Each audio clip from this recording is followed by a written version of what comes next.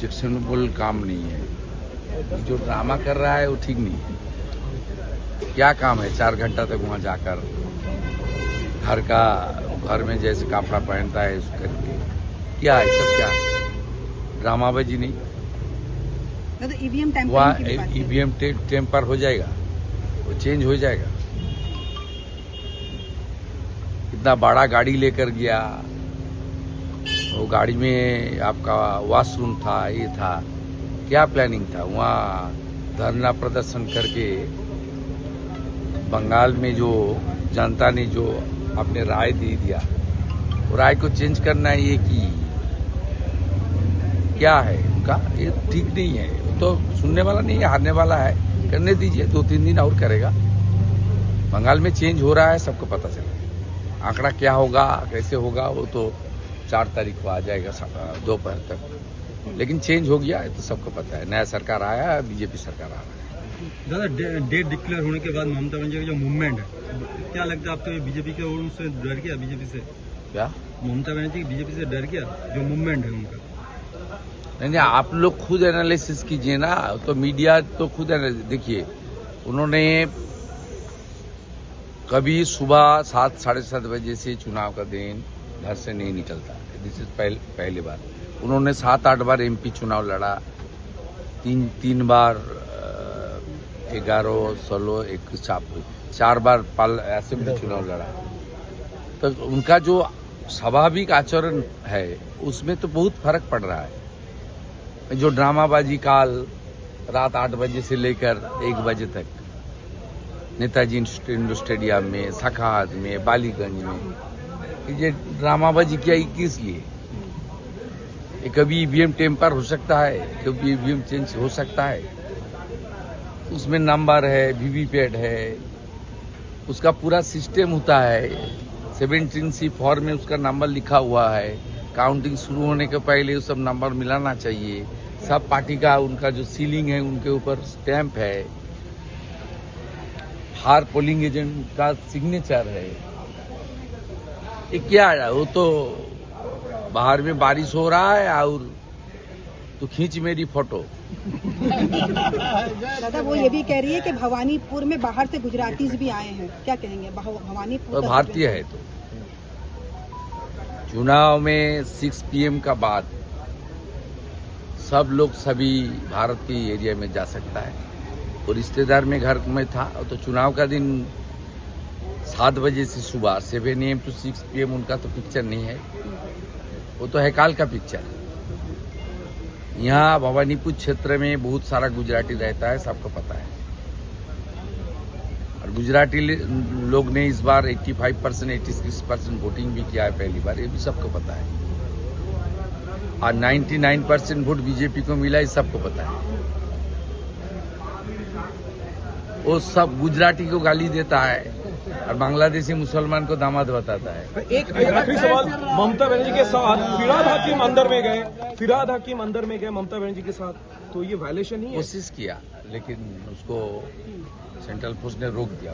और आरओ ने बताया ये आपका क्षेत्र नहीं है, आपका जो पोर्ट एरिया है वहाँ आप जा सकते हैं।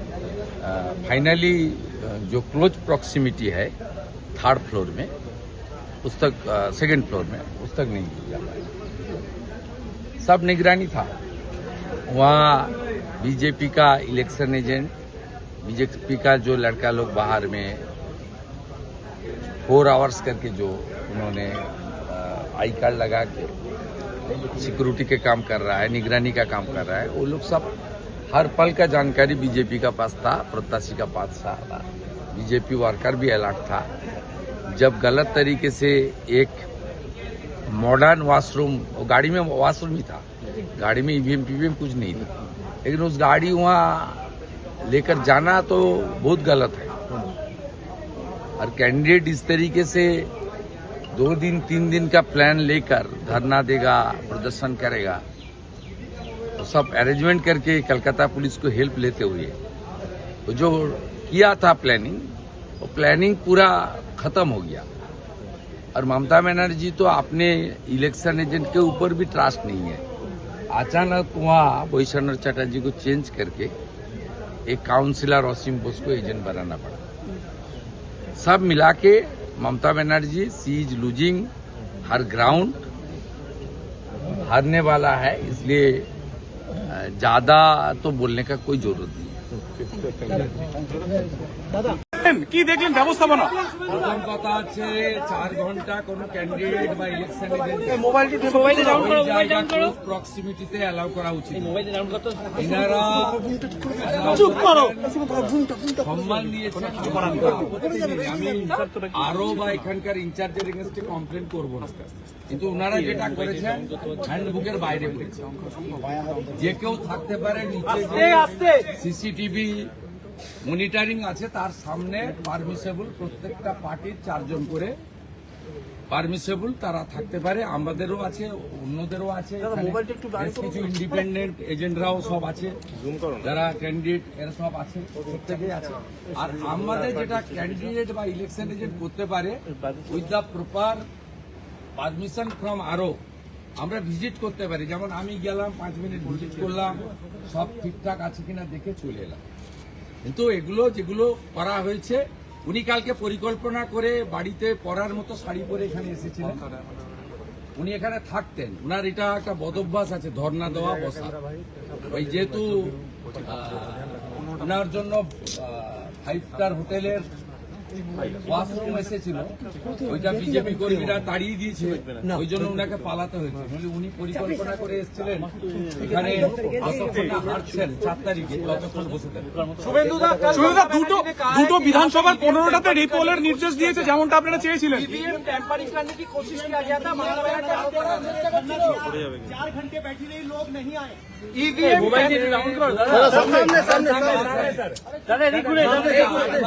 सामने कैमरा 4 बार असेंबली में लड़ा, उन्होंने इस तरीके से अनएथिकल ड्रामाबाजी किया।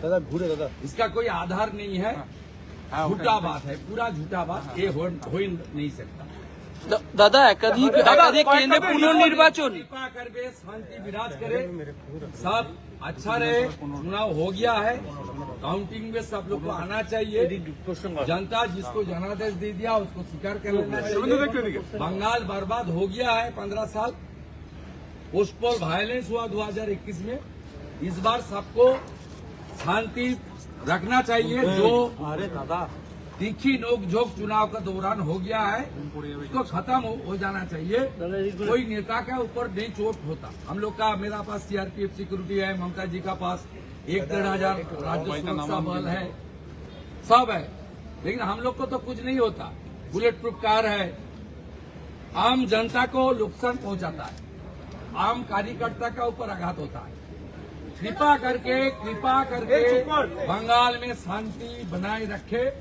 जनता जनादेश दे दिया है, उसको अच्छा तरीके से करने दीजिए। और इलेक्शन कमीशन और केंद्रीय सुरक्षा बल, राज्य पुलिस, कलकत्ता पुलिस, सबका साथ कोऑपरेशन करना हर कैंडिडेट इलेक्शन एजेंट का काम है। Suvendu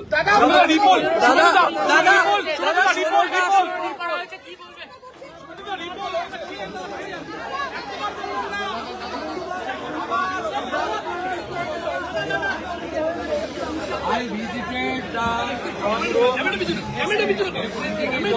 I am satisfied. दादा दीदी सेटिस्फाइड नहीं है, 4 घंटे बैठी रही। मैं सबको बोल रहा हूँ, इलेक्शन कमीशन को, सुरक्षा बल को कोऑपरेशन करे, हल्ला मत मचाइए, शांति से काम करे। दादा बंगाल में पोस्टपोल जिस तरह से ममता बनर्जी दिखा रही है, इस बार नहीं, बीजेपी आ रहा है। ठीक है, हो गया, शांति रखो। नहीं।